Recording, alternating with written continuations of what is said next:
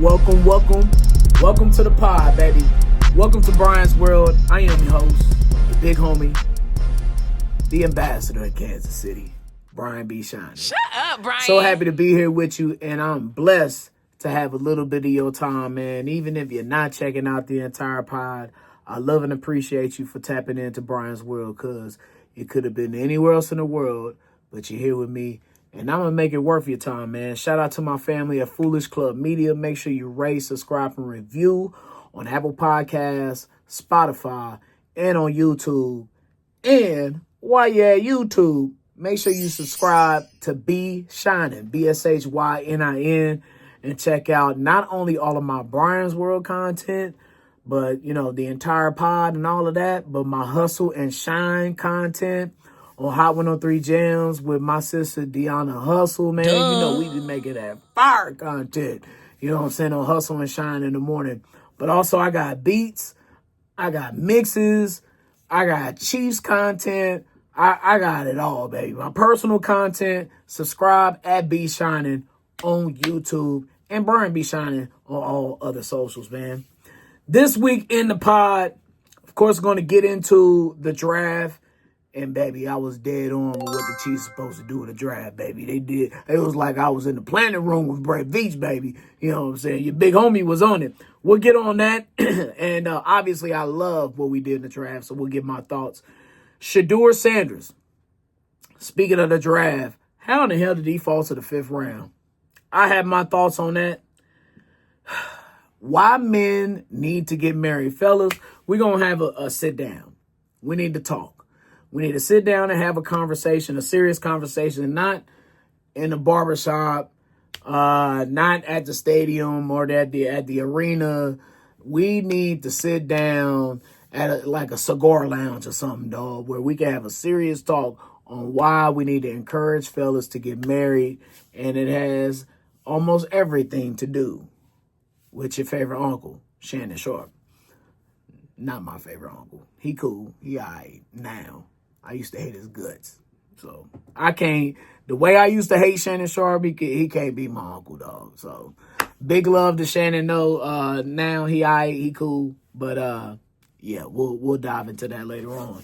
And then Wallo, you know him from the podcast $1 Million Worth of Game with Gilly the King. He had some comments about supporting black businesses that struck a chord with me that I'm going to dive into in the Brian's World in the pod this week. On the previous Brian's World episode, there were several things that I noted. I said that VEACH needed to knock this out of the park. I said that we needed depth. I said we needed O-line and D-line. We needed all of that. And VEACH knocked it out of the park, man. In VEACH, we trust. Never doubt him. I thought VEACH had a great draft. First off, I mean, just rebuilding the offensive line. Trying to get that left tackle situation situated by any means necessary. Because that's what ultimately stopped the Chiefs from winning the Super Bowl. That left tackle situation, if that was fixed from the beginning of the season, hell, 15-1, undefeated, I don't know.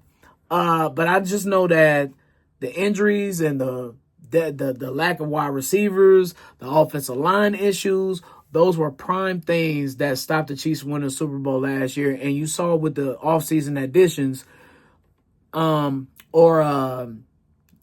remissions, I guess, the people who stayed. Hollywood Brown, he came back. You see Juju, he came back. The Chiefs is like, all right, bet.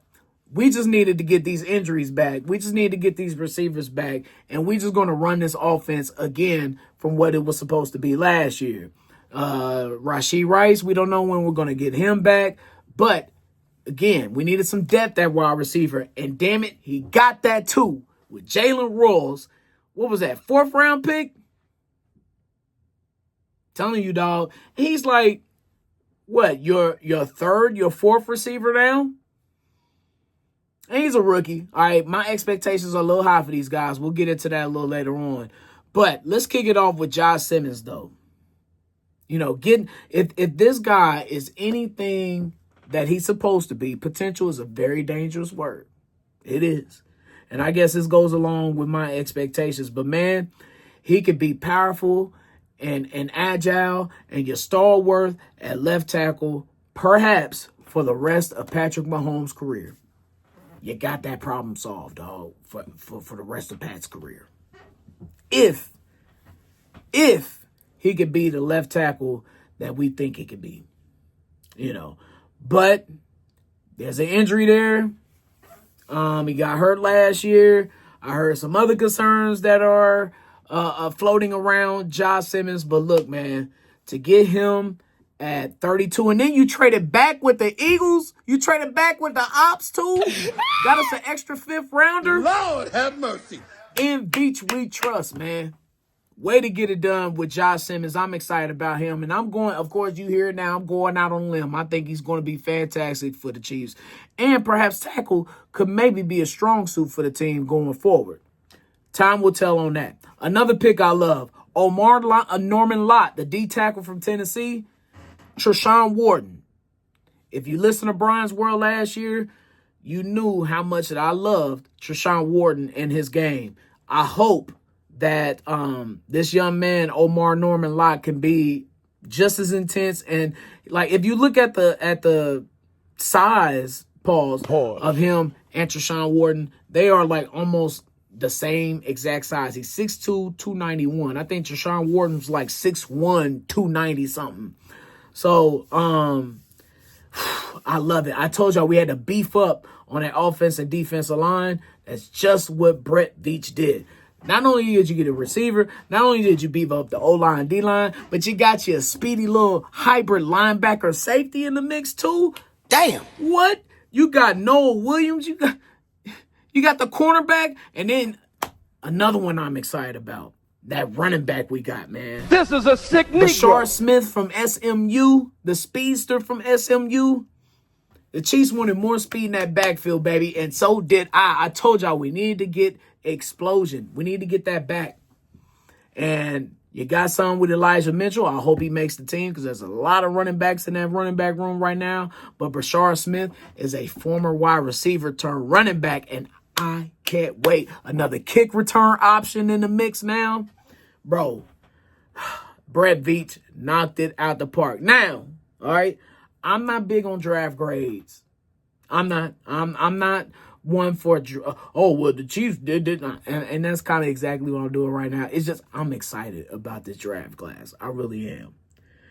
But man, if it's anything like the 21 or 22 draft, this greatness is going to sustain itself for a very long time.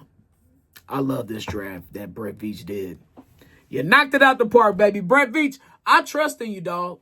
I really do. These other folks, they be, I'm watching them, Veach. They be doubting you, dog. Your big homie don't. I got your back, man. It just this draft, it just signifies that the Chiefs are positioning themselves to contend for a very long time. With getting the depth at those specific positions that I called out. I'm just saying that the Chiefs need to go get a pass rusher. Somebody specifically made to just a speed guy to go get the quarterback on those third downs. Need to fulfill, Treshaun Wharton, he's gone. You got to beef up that D-line. I think not addressing that will be a disappointment. Still not addressing left tackle or the offensive line as a whole would be a disappointment to me. Get some depth. Oh, one other thing that will just completely just make my day with this draft, if the Chiefs get a stud running back. I'm ready for the season now. I'm getting there. Before the draft, I wasn't there. I wasn't there at all, y'all. I wasn't. I'm going to admit it. It's just that because we didn't fulfill the holes, and I talked about this on the last pod a little bit, but now, Veach, I trust in you, dog.